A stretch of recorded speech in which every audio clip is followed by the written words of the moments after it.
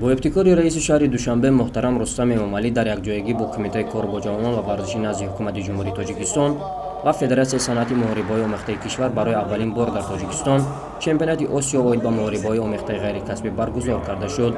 مسابقه مذکور میان جوانان و نورسان راه اندازی گردید. در رسم افتتاحی مسابقه پرزیدنت صنعت محاربه‌های آمیخته جهانی جناب کریت براون، رهبریت بخش ورزشی کشور و پرزیدنت فدراسیون صنعت محاربه‌های آمیخته میهن دوران جوروی اشتراک و سخنرانی نموده از دستگیری‌های همه‌جانبه رهبریت دولت گفتند. جناب کریت براون نیز از این فرصت مساعده استفاده برده بر رهبریت مملکت برای دستگیری‌های همه‌جانبه تشکری کرد و از دستاندرکاران مسابقه اظهار قناعتمندی نمود. دوران جوراєв رهبر فدراسیون محاربه‌های آمیخته نیز مهمانان را به تاجیکستان آفتابی خیر مقدم خواند و از همه آن نفرانی که سهم خود را در برگزاری این مسابقه با شکوه گذاشتند منتداری کرد. بعد گذشت ورزشکاران اشتراکچی با پرچمان خود مسابقه رسما آغاز شد. در واقع کشور عزیزمان در چند سال اخیر چنین مسابقه سطح بلند را ندیده بود. نمایندگان بیشتر از 20 کشور آسیا اشتراک نمودند که از اتمسفر به وجود آمده هم ورزشکاران و هم تماشاگویان به وجد آمده نفوذ مسابقه مذکور را دوچند و سه چند کردند.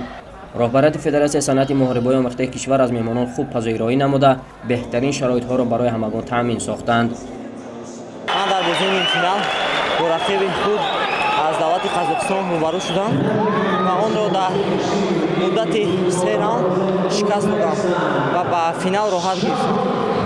جنگ خیلی در سختی بلند گذشت. چمپیونات آسیا از 27 اکتبر در تالار بر هوای قصر تنیس و مجمع ورزش‌های آبی شروع شد و دیروز رسما بعد جایزه‌سپاری مسابقه خاتمه یافت.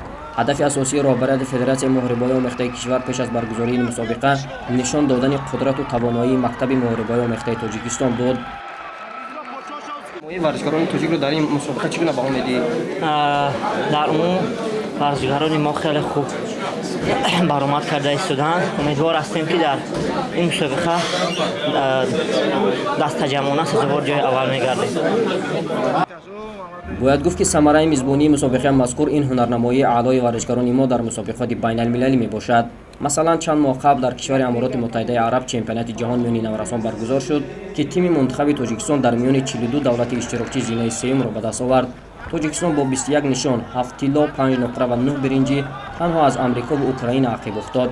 این تنها یک مسابقه بود که من ذکر کردم. سال گذشته و جاری بهترین سال برای ورزشکاران و فدراسیون محاربه‌های آمیخته ما بود. Tojikiston xalqi zo'r mehmon bo'lsin. Inova kalon rahmat. O'rin kalon ishlash musobaqada. O'zbekiston 32 nafar sportsmen omad. 15 nafarish polfinal bo'ldi. 7 hozir finalga bormoqda. 7 nafar sportsmen finalga bormoqda. O'zbekiston. Tojikiston komanda, Qozog'iston komanda, Bahrayn komanda eng zo'r komandalar tashkil.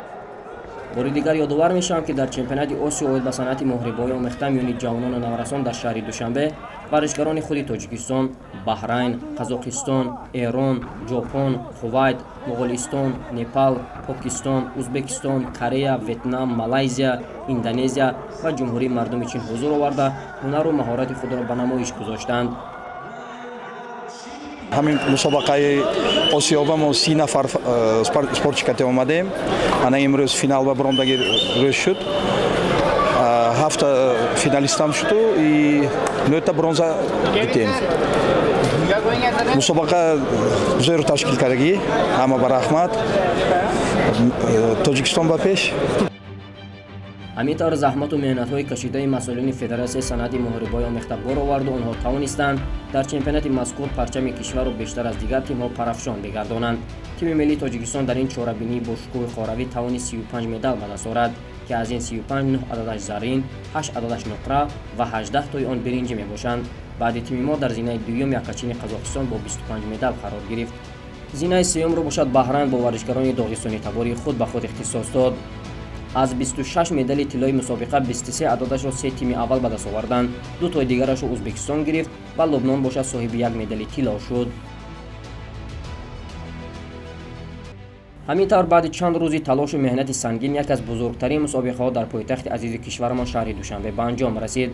از اشتراکچیان و مخلصان سر کرده تا بر رهبریت فدراسیون بین المللی از کاری دستاندرکاران کشور راضی بودند و ابراز داشتند که IMF حتما دوباره چنین مسابقه را در اینجا برگزار می‌نماید و در عموم این فدراسیون بین المللی برای کشور ما نقشه‌های بزرگتری دارد. سربلندی همه ورزشکاران میهن را در این مسابقه تبریک و مبارکباد می‌خوانیم. بگذار درفش کاویانه ما همیشه بالافشان باشد.